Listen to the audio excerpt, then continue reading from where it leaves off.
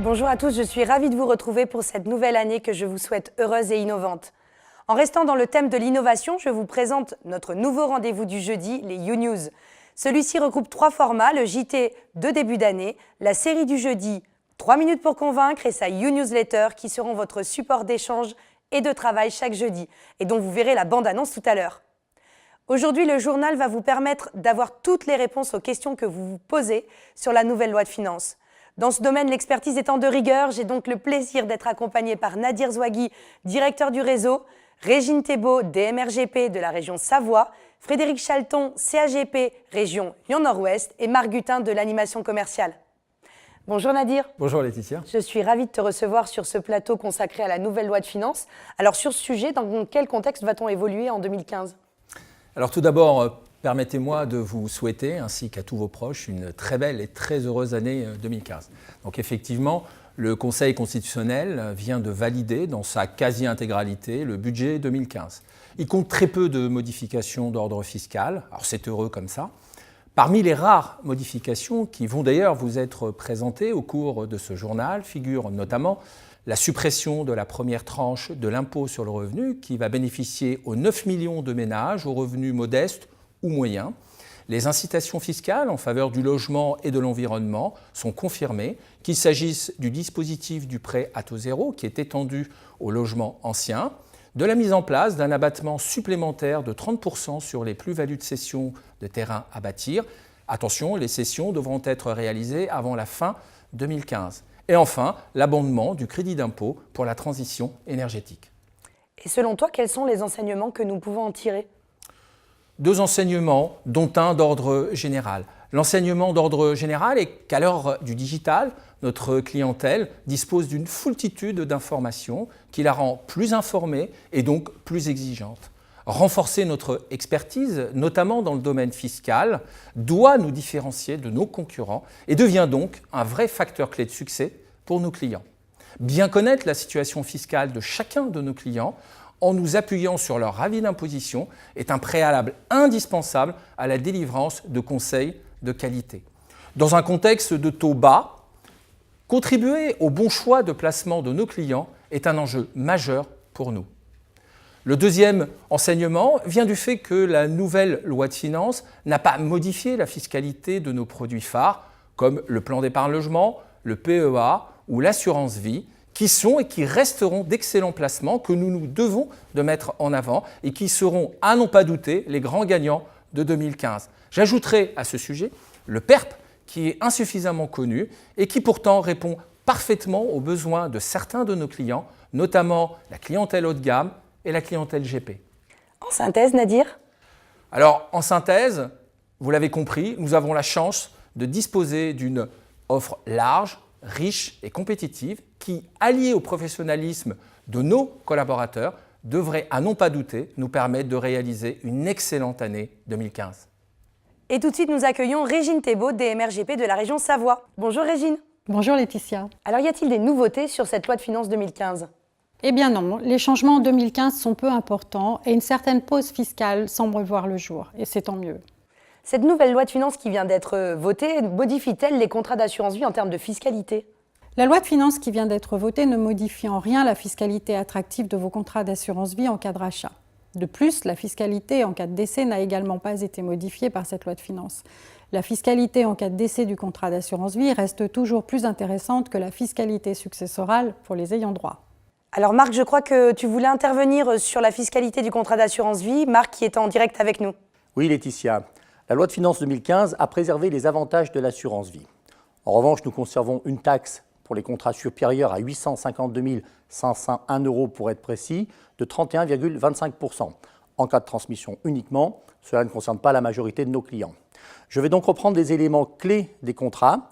Concernant la fiscalité, pas de changement. Nous avons toujours entre 0 et 4 ans un prélèvement forfaitaire libératoire à 35% plus prélèvements sociaux ou déclarations dans les revenus.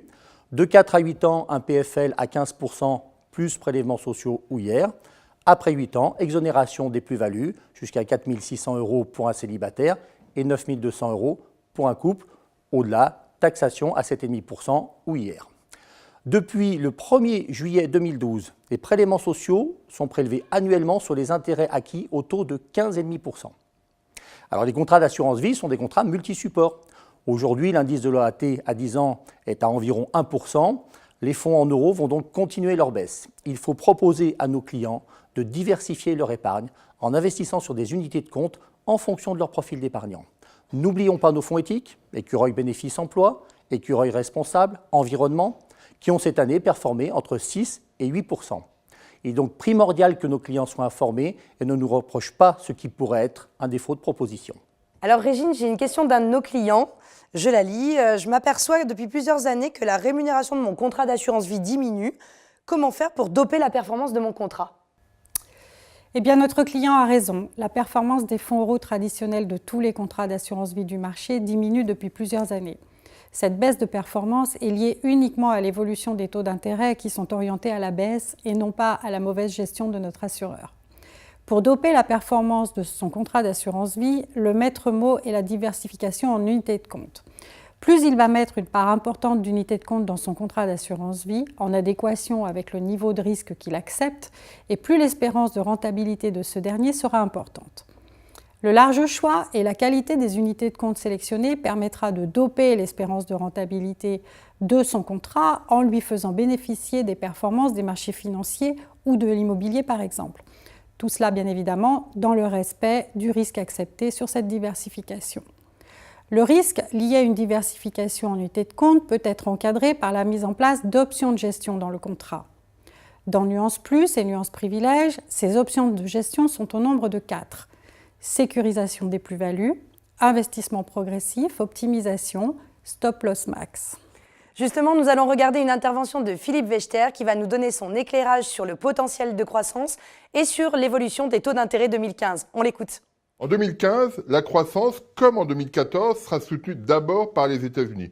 On a eu une performance assez bonne de l'économie américaine et il n'y a aucune raison de voir cette situation s'infléchir en 2015 puisque la politique monétaire américaine restera toujours accommodante. La remontée des taux d'intérêt en 2015, c'est un peu comme la remontée des taux d'intérêt en 2014. Tout le monde l'imagine, tout le monde l'anticipe, mais on ne l'a pas eu en 2014. En ce qui concerne la zone euro en 2015, on ne l'aura pas. La Banque centrale européenne va maintenir un taux d'intérêt très bas très longtemps, probablement au-delà de 2016, et son objectif est de tirer l'ensemble de la structure des taux d'intérêt le plus bas possible pour que l'économie puisse retrouver des marges de manœuvre un peu plus importantes. Régine, qu'en est-il du PEA ? Y a-t-il des changements ? Eh bien non, l'enveloppe fiscale du PEA, au même titre que celle de l'assurance vie, reste une enveloppe extrêmement privilégiée. À ce sujet, j'ai une nouvelle question d'un de nos clients. Pour quelles raisons me conseillez-vous de conserver mon PEA ? Le PEA, s'il sert essentiellement à constituer et gérer un portefeuille de valeurs mobilières, peut également être utilisé afin de préparer l'obtention de revenus complémentaires lors de la retraite par exemple. En effet, la détention d'un PEA permet de faire fructifier son capital, puis de sortir à terme des fonds de cette enveloppe dans de bonnes conditions fiscales. Par exemple, pour bénéficier d'un complément de revenus au moment de la retraite. Ce complément de revenus peut être obtenu de deux manières. Soit en effectuant des retraits sur le PEA, ces retraits sont exonérés d'impôt sur le revenu si le contrat est âgé de plus de 5 ans. En revanche, le gain net est soumis en totalité aux prélèvements sociaux. Soit en demandant une sortie en rente viagère. Lorsque la sortie de cette rente viagère a lieu après 8 ans, elle sera exonérée d'impôt sur le revenu. Cette exonération est accordée au conjoint bénéficiaire de la rente de reversion en cas de décès du bénéficiaire. Les versements de la rente supportent 15,5% de prélèvements sociaux. Ces prélèvements sont assis sur une fraction de la rente calculée en fonction de l'âge du bénéficiaire. Exemple, prélèvements sociaux calculés sur 30% de la rente si le bénéficiaire est âgé de 70 ans ou plus.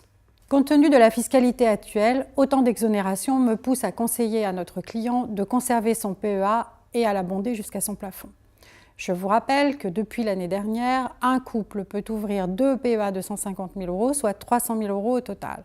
Un couple peut également ouvrir 2 PEA PME de 75 000 € chacun, soit 150 000 € en plus des 2 PEA dits classiques. D'ailleurs, le fonds Natixis Action Euro PME éligible au PEA-PME vient d'être commercialisé. Enfin, le PEA-PME est idéal pour les contribuables qui ne peuvent plus reverser sur leur PEA dit classique, soit parce qu'ils ont atteint le plafond de ce dernier, soit parce qu'ils ont procédé à un rachat entre la 5e et la 8e année. Merci Régine pour ces éclaircissements. Alors Marc, en termes de fiscalité, le PEA représente-t-il une réelle opportunité pour nos clients ? En effet, comme l'expliquait Régine, le PEA est une réelle opportunité de bénéficier d'une niche fiscale. Je vais le montrer en détail. Nous avons toujours une fiscalité avantageuse. Voyons les moments clés du PEA. En cas de retrait avant 2 ans, une taxation à 22,5% plus prélèvements sociaux. Entre 2 et 5 ans, 19% plus prélèvements sociaux. Après 5 ans, exonération totale des plus-values, mais le retrait entraîne la clôture du PEA, sauf après la 8e année, où les retraits partiels sont tout à fait possibles, mais on ne pourra plus alors verser de fonds sur le PEA. Bonjour Frédéric. Bonjour Laetitia. J'ai une question pour toi. J'ai entendu dire que le PERP était redevenu attractif en raison de l'évolution de la fiscalité. Est-ce vrai ? La fiscalité du PERP n'a pas été modifiée récemment. Toutefois, il est vrai que ce placement est revenu sous le feu des projecteurs en raison du durcissement de la fiscalité de ces dernières années. Cela s'explique par le fait que les primes versées sur le PERP sont déductibles du revenu global dans la limite d'un plafond commun avec d'autres produits, tels que l'article 83, la loi Madelin ou Préfonds. Si votre tranche marginale d'imposition est à 30%, pour 1 000 € versés sur votre PERP, vous économiserez 300 € d'impôt. Ainsi, la préparation de votre retraite ne vous aura coûté réellement que 700 €. Le PERP est l'un des outils les plus intéressants pour les clients désirant préparer leur retraite tout en diminuant leurs impôts. Le PERP peut permettre aux collaborateurs d'apporter un conseil fiscal intéressant à son client. Et nous pouvons aussi faire intervenir la gestion privée, n'est-ce pas Frédéric ? Effectivement, nous sommes à votre service. Marc, quels sont les avantages du PERP ?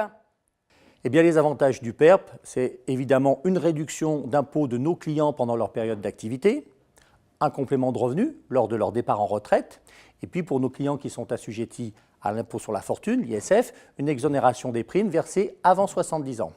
Alors, je vous propose de voir sur ce schéma les moments clés de la vie du PERP. Pendant la période de constitution de l'épargne, les primes versées sont déductibles du revenu global.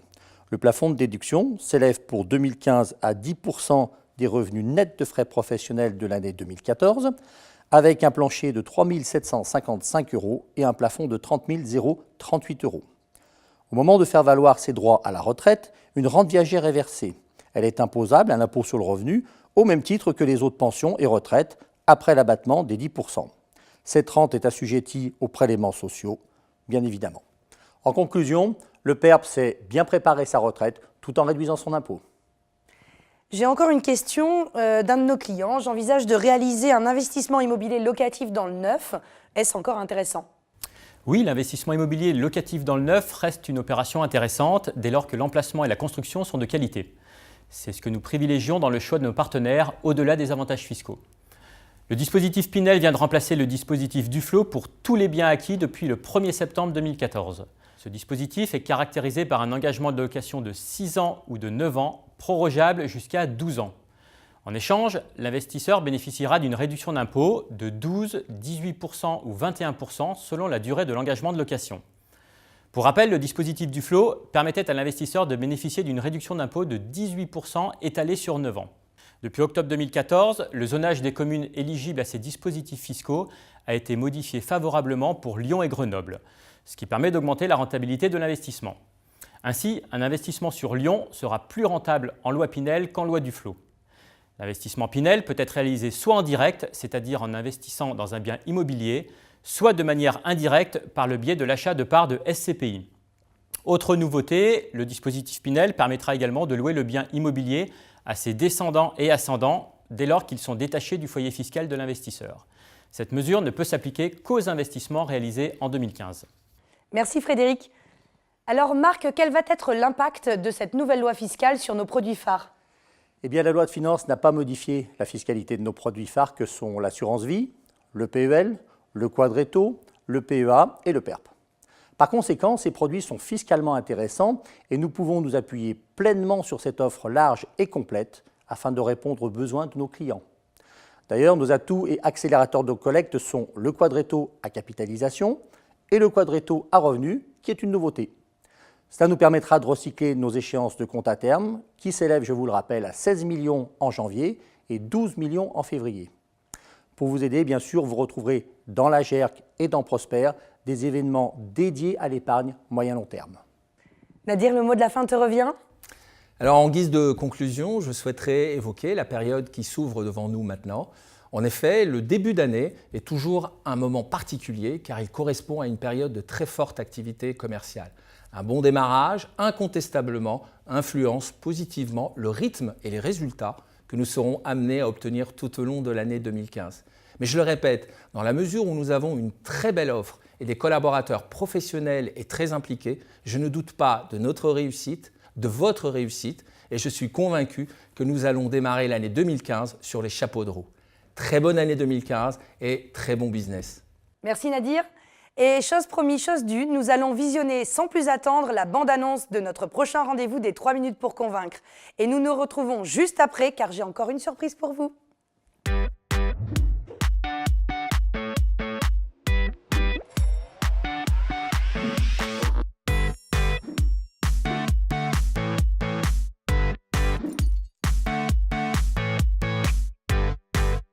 Bonjour et bienvenue dans 3 minutes pour convaincre. La première attente de nos clients, c'est d'être contactés. Ici, téléphone client. Une simple petite pause relax peut t'aider à y voir plus clair. Qu'est-ce qu'il veut le client? Il est chaud là! Mais vous n'êtes pas conseillé, vous?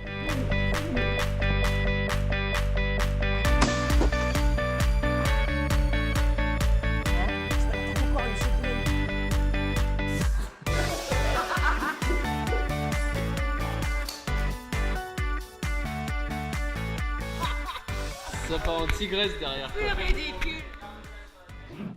J'ai l'immense plaisir d'accueillir Laetitia et Mickaël qui vont nous accompagner tout au long de nos heures du jeudi en 2015. Alors, galanterie oblige, je me tourne vers Laetitia.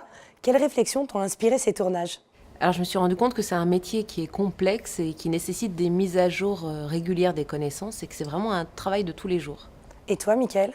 Moi, j'ai été frappé par les termes d'excellence relationnelle qui reviennent souvent dans les films. Donc ça veut dire qu'il faut aimer son client, s'intéresser, lui montrer qu'on s'intéresse à lui. Voilà. Quel a été le thème le plus marquant pour toi, Mickaël? Alors le thème le plus marquant pour moi, ça a été celui de la relation téléphonique. En fait, c'est par là que tout commence. Il est évident que si je n'appelle pas le client, c'est pas lui qui va m'appeler. Et puis c'est vrai qu'à l'heure du digital, on se déplace de moins en moins en agence. Donc on a de moins en moins de rapports avec nos conseillers. Et c'est vrai qu'en tant que client, moi j'aime bien être contacté. Puis il y a la découverte, parce que c'est vrai que c'est quand même chouette d'avoir ce moment privilégié d'échange avec le client. Et puis en tant que client, c'est ce qu'on attend en fait, c'est d'avoir un véritable conseil et que celui-ci soit personnalisé. Et le meilleur moyen, c'est d'aller à la rencontre du client en lui posant des questions, bien sûr. Et toi, Laetitia? Alors pour moi, c'est la préparation d'entretien, parce que je trouve que c'est un moment qui est important pour être prêt et professionnel. Il n'y a rien de pire qu'un banquier qui nous accueille et qui sait à peine notre nom, qui n'a pas ouvert notre dossier, qui ne connaît rien. Il y a aussi le thème de la qualité qui fait écho à ce que disait Mickaël tout à l'heure sur l'excellence relationnelle. C'est des petites choses simples, un mot, un comportement, un bonjour, bonjour madame, au revoir monsieur, avec son nom, un bureau rangé qui fait que ce sera un service rendu qui développera une satisfaction durable pour le client. Merci à tous les deux et on te retrouve, Mickaël, pour le premier épisode de 3